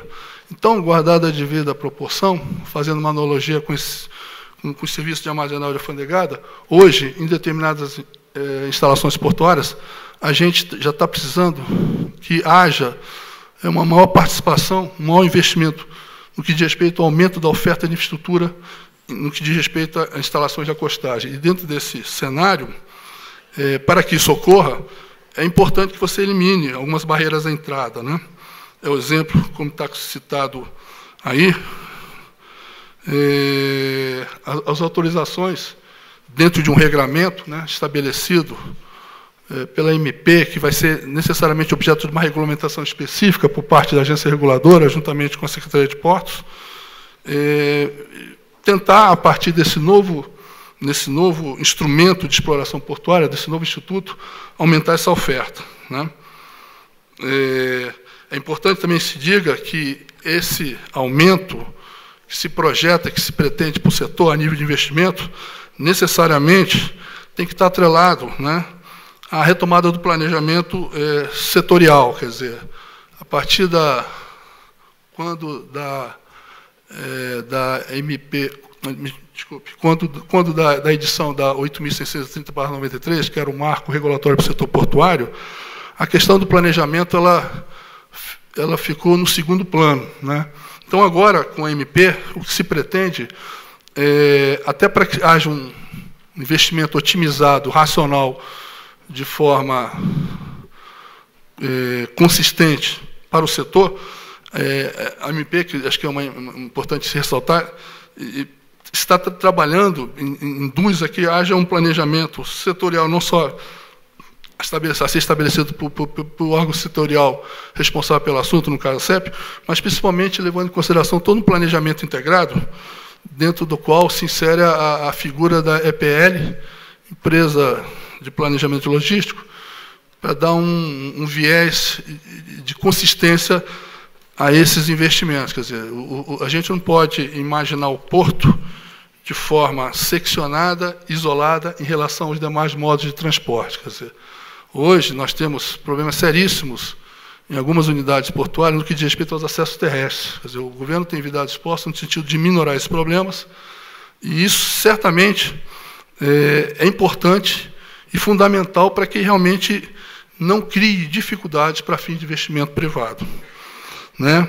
Outra questão também que foi colocada na MP e que foi sempre o questionamento por parte do setor no que diz respeito aos serviços de praticagem, a falta de regulação econômica, foi constituída uma comissão, né?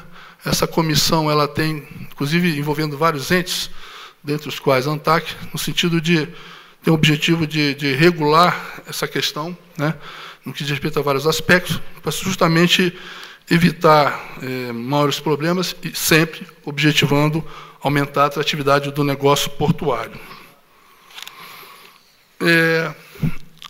A grosso modo, quer dizer, a diretriz do novo marco regulatório é muito clara, quer dizer, o objetivo é estimular a modernização portuária, quer dizer, já melhorou muito, diga-se de passagem, a partir da participação efetiva do setor privado na prestação de serviço. Mas o setor carece de mais investimentos, bem mais investimentos. Então, dentro desse cenário, quer dizer, observando todas essas diretrizes, é que o setor vem trabalhando a partir de então. Hoje, em termos de exploração portuária passiva para investimentos privados, você tem esses institutos. Quer dizer, você tem a concessão, né, que diga-se de passagem, sempre existiu, inclusive desde a época da 8.630/93, mas que efetivamente não foi efetivamente utilizado, até por razões, até por haver a disponibilidade de uma série de terminais que eram passíveis de arrendamento, ou seja, uma espécie de uma subconcessão, né? Quer dizer, nós tínhamos portos públicos, até então instalados, e que, em alguns deles, nós dispunhamos de terminais especializados que propiciavam a possibilidade de você licitá-los, né, para fins de exploração por operadores privados, em regime exclusivo, daí o porquê da licitação. Então, até em função disso, a concessão dos portos, né, de novos portos, ficou, vamos dizer assim, relegada a um segundo plano. Diferentemente agora do cenário atual, em que, volto a dizer, em algumas unidades portuárias já existe um relativo esgotamento dessas facilidades para fins de arrendamento. Então, a possibilidade que se avizinha no primeiro momento seria a concessão de novos portos para a exploração da iniciativa privada, juntamente com a figura do terminal de uso privado, que objetiva dar bastante celeridade nesse processo de transferência dos serviços para a iniciativa privada. Nós temos aí as possibilidades de investimento, o terminal de uso privado, está escrito aí embaixo, enfim. Temos também outras instalações que são passíveis de autorização, que é a ETC e P4, que são basicamente focadas, foram criadas na 8.630 para atender a navegação interior. E, principalmente, que não existia nenhuma dificuldade adicional no que diz respeito à operação de carga de terceiros. Então, esse modelo continua, mas o foco principal, sem dúvida alguma, dentro de novos projetos que estão sendo previstos, é a concessão, arrendamentos também de novas instalações e renovação de alguns arrendamentos vencidos, e, principalmente, a autorização de novos terminais de uso privado.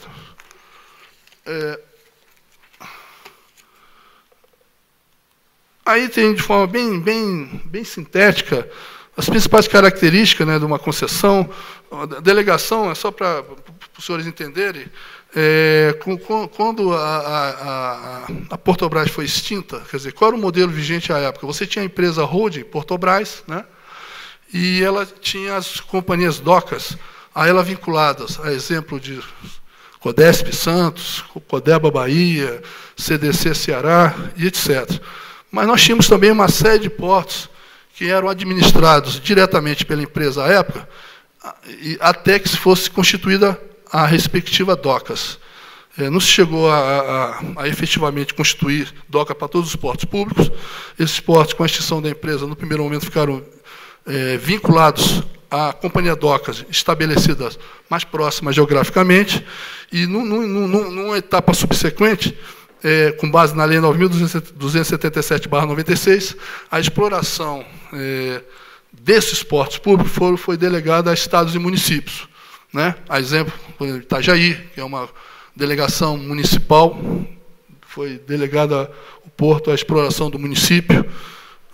O caso, por exemplo, de Recife, que é uma delegação estadual, que foi delegada a exploração ao porto, ao estado de Pernambuco, mas a delegação da figura da autoridade portuária, mas mantendo-se a prestação de serviço sempre, e ainda bem, sob a responsabilidade do setor privado. O arrendamento também foi um instituto novo que apareceu no arcabouço legal do setor a partir da 8.630, apesar dele ser confundido eventualmente como uma espécie de uma subconcessão, mas ele tem algumas características que o diferem, e é um instrumento, vamos dizer assim, inovador, né? E que, diga-se de passagem, o grande responsável pelos maciços investimentos privados nos portos públicos, até a presente data. Aqui, a grosso modo, são também, conforme falei anteriormente, são outras formas de exploração passiva de investimentos privados, mas dentro de um cenário um pouco menor e muito direcionado para atendimento da navegação interior, né? A ETC, que é uma figura que foi mantida no arcabouço legal, também houve abertura a partir da MP 595, que também operasse navegação de cabotagem, né?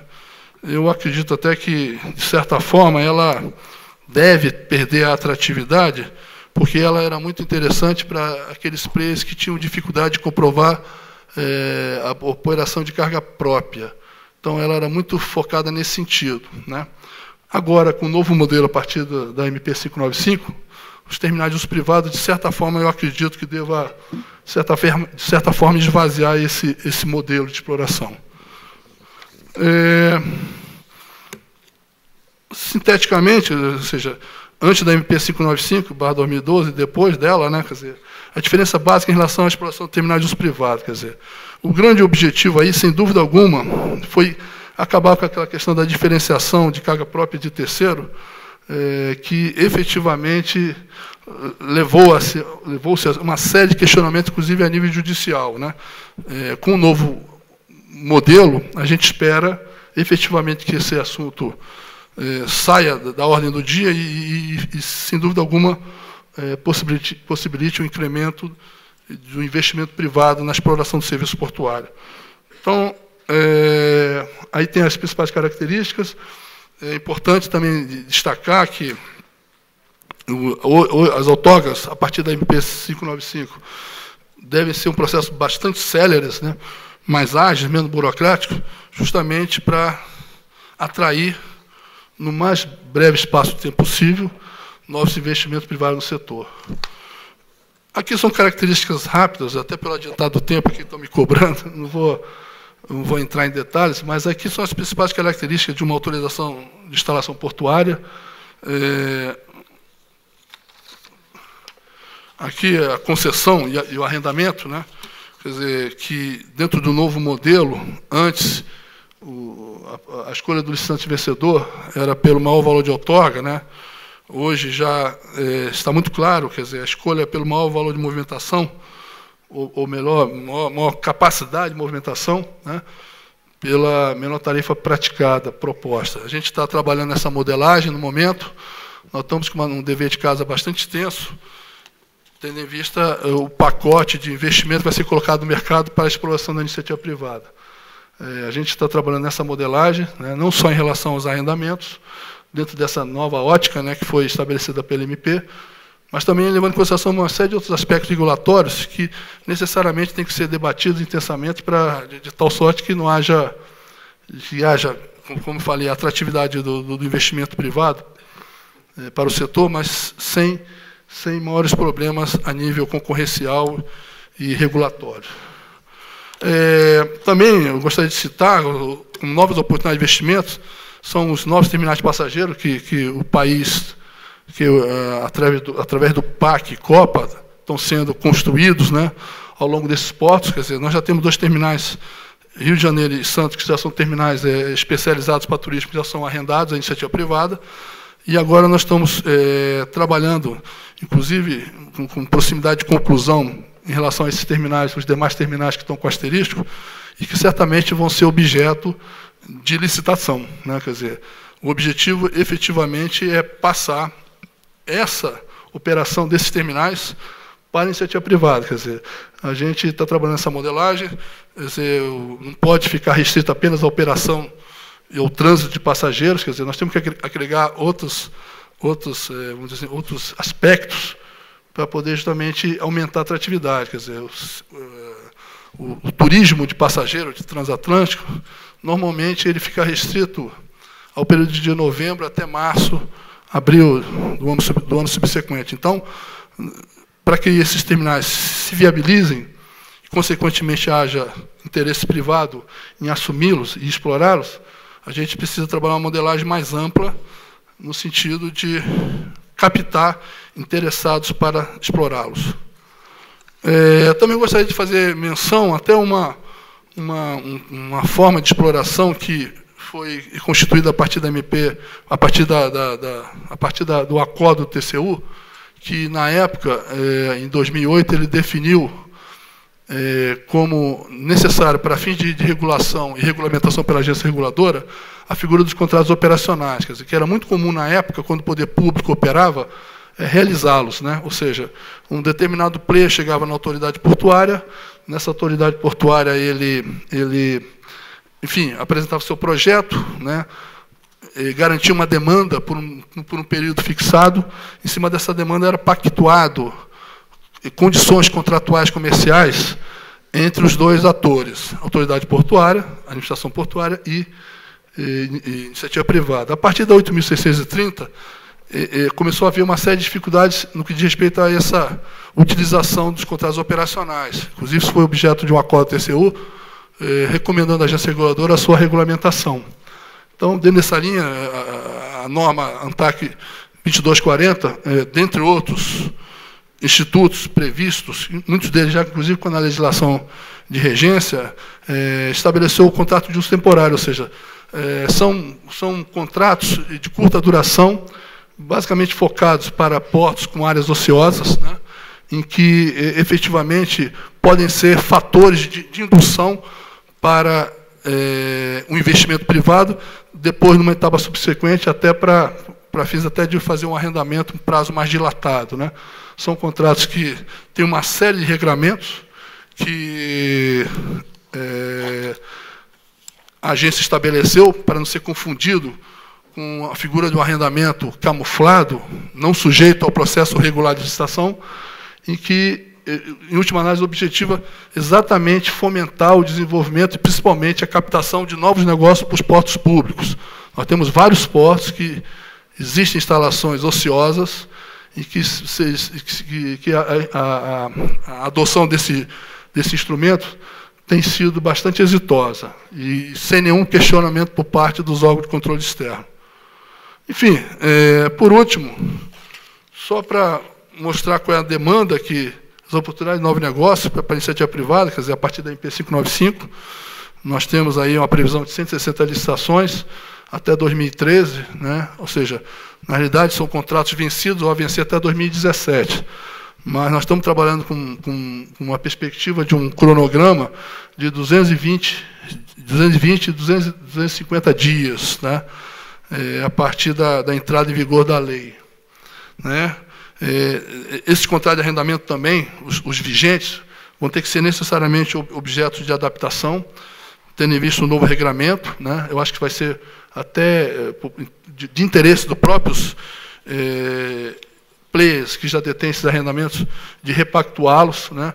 Isso necessariamente vai ser objeto de avaliação por parte da agência reguladora, mas sempre priorizando e focando, né, a questão de novos investimentos para o setor. Da mesma forma, as adaptações de terminais de uso privativo, mistos exclusivos, até então outorgados, que também, dentro do novo regramento, sem aquela obrigatoriedade de comprovação de carga própria, vai ser possível também abrir esse novo nicho de mercado para esses terminais. E, além dos novos, que vai ser objeto de todo um regramento específico, ou seja, chamadas públicas, quer dizer, isso certamente vai ser, nós vamos regrar através de um decreto, né, com a participação da CEP e ANTAC, estabelecer um rito para fins de outorga de novos terminais de uso privado. Quer dizer, antes, essas outorgas eram meros atos administrativos internos, outorgados de forma unilateral pela agência reguladora em relação aos interessados. Agora não, agora as outorgas de novos terminais de uso privado vão ser avaliadas dentro de um contexto maior, a nível de planejamento setorial, com aval da CEP, no caso, a gente vai primeiro dar publicidade, essa publicidade até para colher, eventualmente, outros interessados na exploração de terminais semelhantes. Isso vai ser avaliado pelo órgão setorial do setor para fins de checagem da demanda, da capacidade instalada na área de influência desse projeto, e não havendo qualquer tipo de restrição, a gente, se houver mais de um interessado, a partir da chamada pública, faríamos um processo de seleção, que também vai ser objeto de regulamentação por parte da agência, juntamente com a CEP, e, com isso, tentando, volto a dizer, imprimir um processo bastante agressivo de novos investimentos para o setor portuário. Quer dizer, infelizmente, por razões óbvias, a gente está trabalhando na modelagem desses novos contratos de arrendamento. Enfim, então, como o assunto ainda não está fechado, e até porque também a MP está sendo objeto de algumas modificações, né? Então, com isso aí, a gente ficou, de certa forma, impedido de adentrar em maiores detalhes no que está se pretendendo. Quer dizer, mas o objetivo, em última análise, volto a dizer e ressaltar, é ampliar sensivelmente a participação privada no setor, na exploração do serviço portuário. Muito obrigado. Obrigado, doutor Fernando.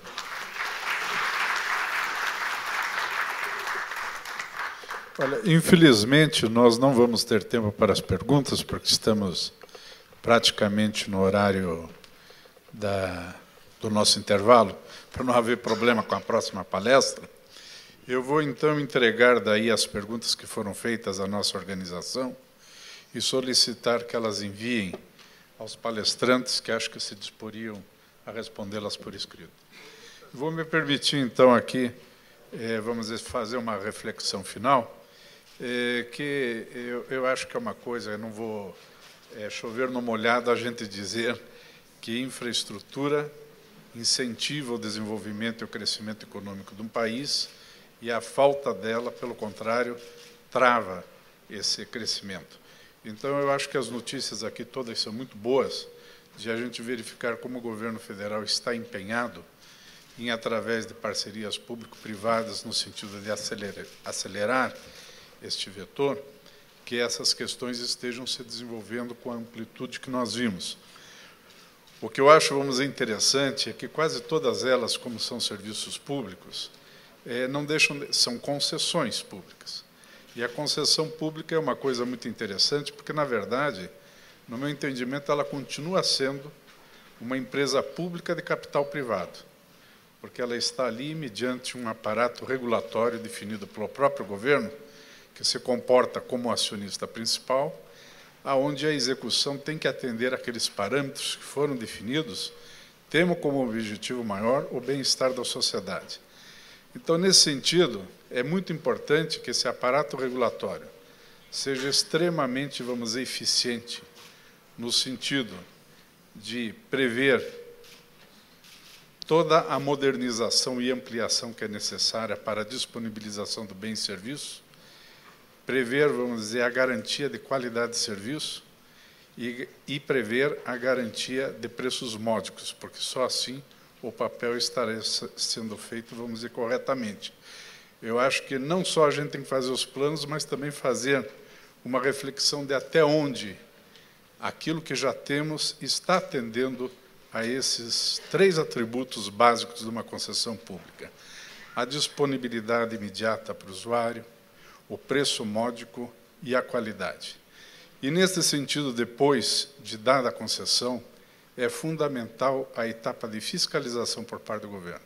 Porque, na medida, vamos dizer, em que a fiscalização da concessão não seja eficiente, nós podemos não atingir esses objetivos maiores. E compromissos que são de longo prazo, 25 anos, 30 anos, 35 anos. Então, acho que essa é uma reflexão que a gente tem que fazer também sobre o como, para garantir que, efetivamente, tenhamos soluções que sejam definitivamente propulsoras da construção desse potencial que o país tem, mas que, infelizmente, está dormente ainda por muito tempo, né? E nós precisamos fazer com que ele efetivamente se concretize.